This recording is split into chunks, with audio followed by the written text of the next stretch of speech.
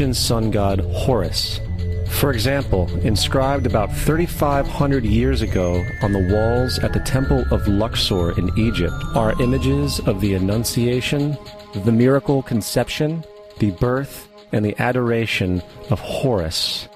The images begin with Thoth announcing to the Virgin Isis that she will conceive Horus, then Neph, the Holy Ghost, impregnating the Virgin, and then the virgin birth and the adoration. This is exactly the story of Jesus' miracle conception. In fact, the literary similarities between the Egyptian religion and the Christian religion are staggering.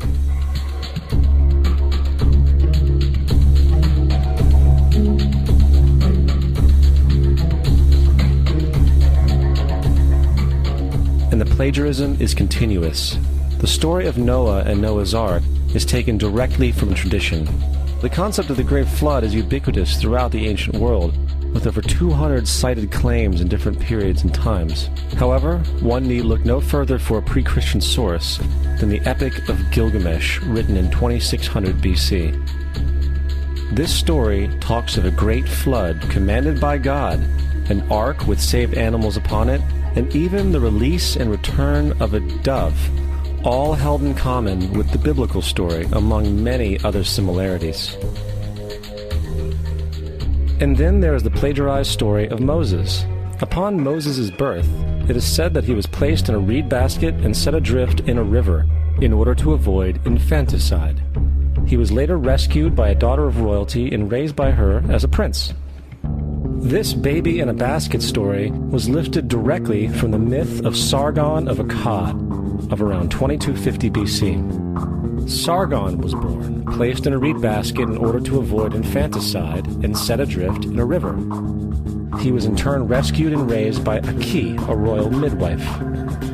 Furthermore, Moses is known as the lawgiver, the giver of the Ten Commandments, the Mosaic Law. However, the idea of a law being passed from God to a prophet up on a mountain is also a very old motif. Moses is just another lawgiver in a long line of lawgivers in mythological history. In India, Manu was the great lawgiver. In Crete, Minos ascended Mount Dicta, where Zeus gave him the sacred laws, while in Egypt there was Meses, who carried stone tablets and upon them the laws of God were written. Manu, Minos, Meses, Moses. And as far as the Ten Commandments, they are taken outright from spell 125 in the Egyptian Book of the Dead. What the Book of the Dead phrased, "I have not stolen," became "Thou shalt not steal." "I have not killed," became "Thou shalt not kill." "I have not told lies," became "Thou shalt not bear false witness," and so forth. In fact, the Egyptian religion is likely the primary foundational basis for the Judeo-Christian theology.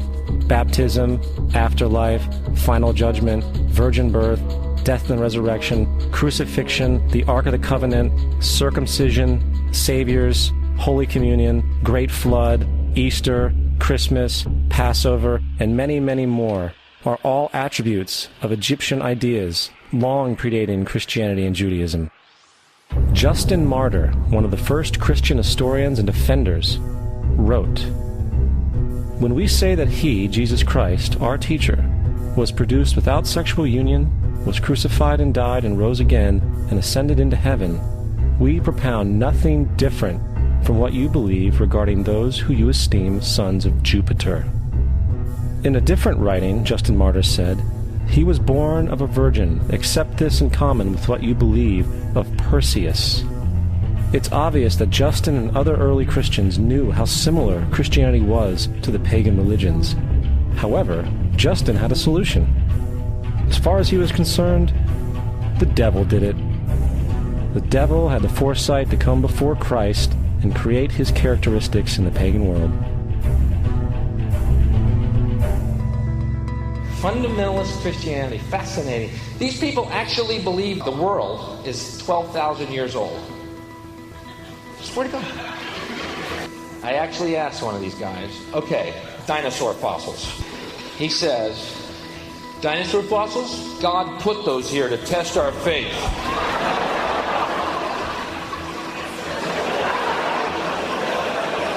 I think God put you here to test my faith, dude.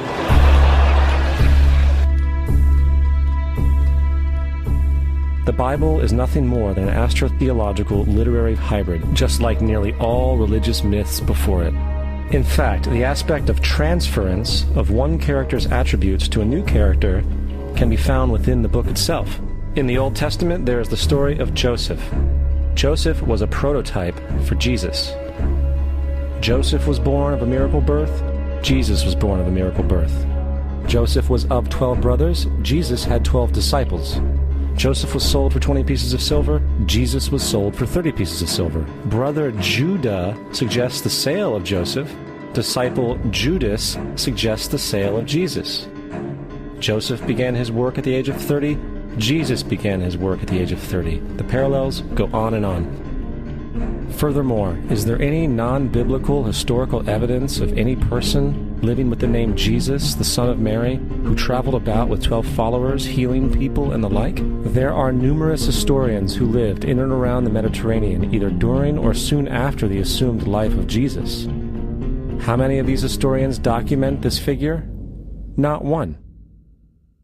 However, to be fair, that doesn't mean defenders of the historical Jesus haven't claimed the contrary. 4 historians are typically referenced to justify Jesus' existence. Pliny the Younger, Suetonius, and Tacitus are the first 3. Each one of their entries consists of only a few sentences at best, and only referred to Christus or the Christ, which in fact is not a name but a title. It means the Anointed One. The 4th source is Josephus, and this source has been proven to be a forgery for hundreds of years. Sadly, it is still cited as truth. You would think that a guy who rose from the dead and ascended into heaven for all eyes to see and performed the wealth of miracles acclaimed to him would have made it into the historical record. It didn't, because once the evidence is weighed, there are very high odds that the figure known as Jesus did not even exist.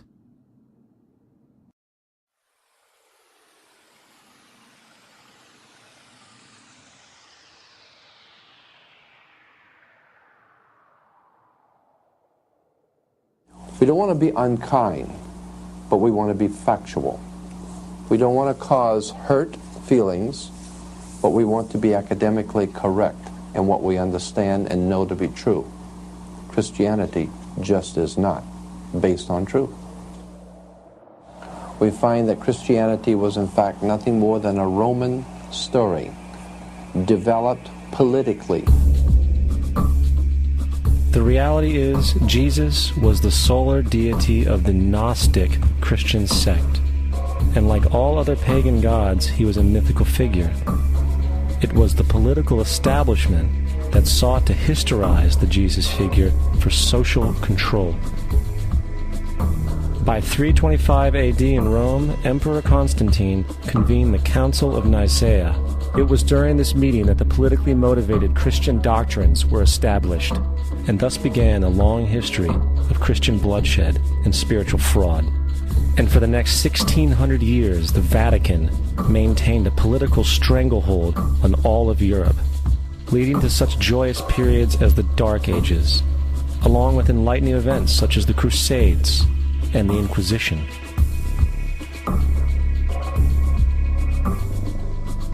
Christianity, along with all other theistic belief systems, is the fraud of the age. It serves to detach the species from the natural world, and likewise each other. It supports blind submission to authority. It reduces human responsibility to the effect that God controls everything, and in turn awful crimes can be justified in the name of a divine pursuit. And most importantly, it empowers those who know the truth, but use the myth to manipulate and control societies. The religious myth is the most powerful device ever created and serves as the psychological soil upon which other myths can flourish.